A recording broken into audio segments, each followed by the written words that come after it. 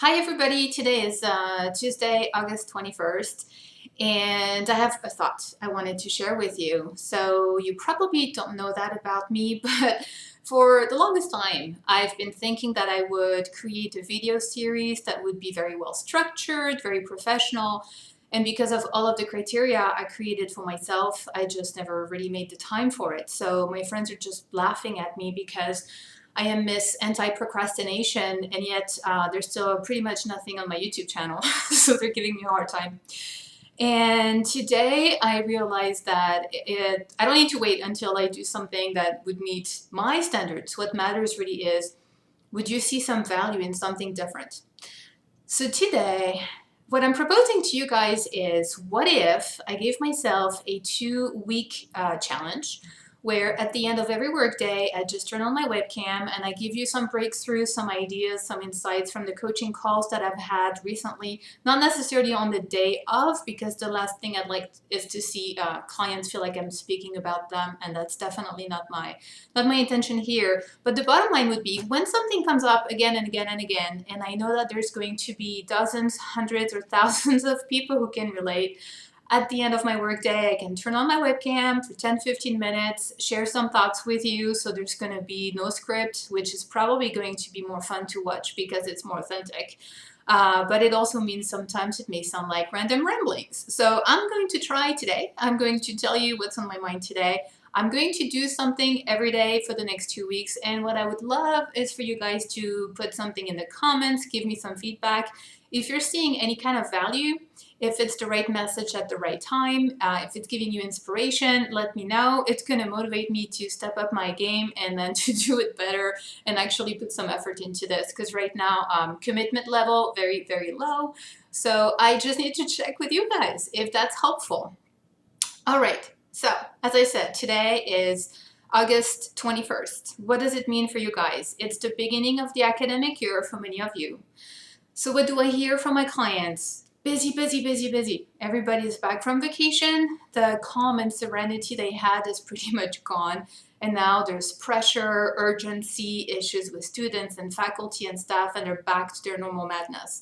So what I'd love to work on with them is, let's change habits. To have a different kind of academic year, you need to change your habits. So obviously when I have more time than I do today, I go into making sure we have very strong priorities. You need to really be clear on what needs to be done by you versus someone else. You need to be clear on whether something takes you closer to your goals or not.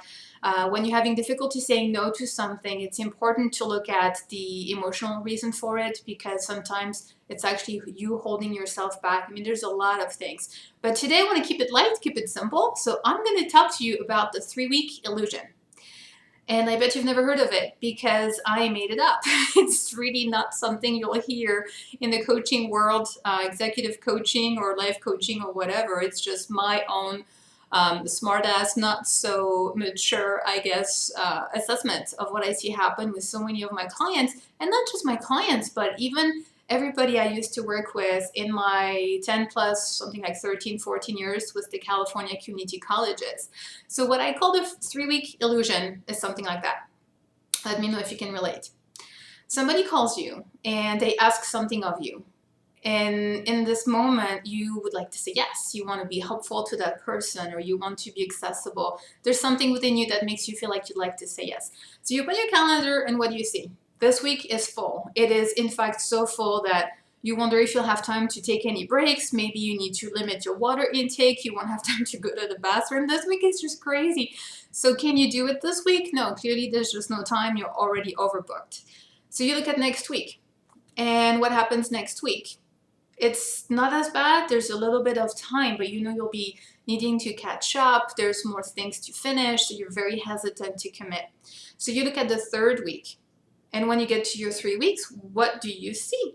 You're seeing blocks of times. There's even some days where you have 2 hours or 3 hours with nothing planned. Your assistant hasn't booked any meetings. There isn't a standing meeting that you need to keep going to. And it looks like you'll have time. So you said, absolutely, let's meet in 3 weeks. But what happens between this day and when the day comes in 3 weeks? in 3 weeks, you will realize you really don't have time for that thing you said yes to.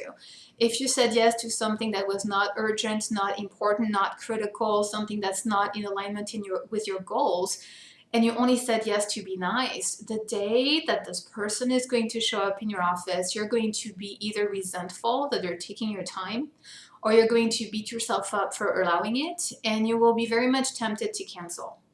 And in many cases you will, because if you have to put out fires, if your president's calling you, there's an issue somewhere, something to resolve immediately, that person who needs something that really is not a top priority for you, in fact, maybe it shouldn't even be part of your workday at all, that's going to get canceled. So when that happens, think about it. That person who asks you something that maybe she shouldn't have in the first place, she's waited for 3 weeks.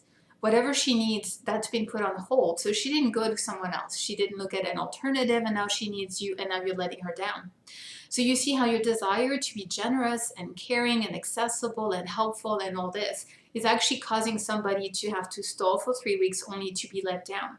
And then what do? You feel guilty, so you reschedule. When? In 3 weeks? Well, guess what happens again? So if you can't relate to any of that, then that's awesome. More power to you. I'm really proud of you. But what I'm describing happens a lot. People look at their calendar. They say, this week I've got no time. Next week is a little tough. Let's do it in 3 weeks. It always looks like that magical number. So I'd like for you to pause for a second and ask yourself, when was the last time that you had a slow week? When there was free time and you were just sitting around thinking, wow, I wish somebody would need something because I got nothing going on. I'm all caught up on emails, on projects, on strategic planning, on budgeting, on my enrollment numbers. It's all done. I got nothing to do. Oh, if only somebody would come and ask me something. This has never happened to you. Maybe the few days before Christmas are slow, and if it's true, it's probably a good time to take more time off to be with your family. You may have a few days around other holidays, maybe a bit of time over the summer, but that's time for you to take care of you and to be gone altogether. So the truth is, if you are like 99.99% of my clients, you don't really have time for things that don't make a lot of sense for you to put on your plate. So I urge you, you're starting this new year, ask yourself twice before you're going to say yes to something.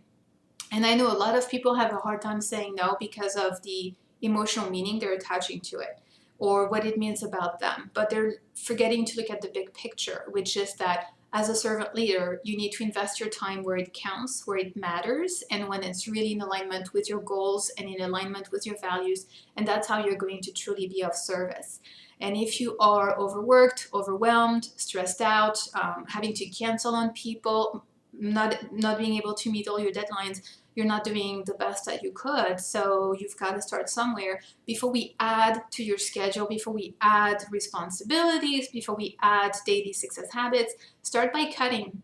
So start by saying no to the things that you shouldn't even say yes to in the first place anyway. So anyway, that's just a little tip for today. Let me know if you find any value in it. I'm probably going to do a few more videos with some ideas I'd like to share. Again, we're doing this for 2 weeks.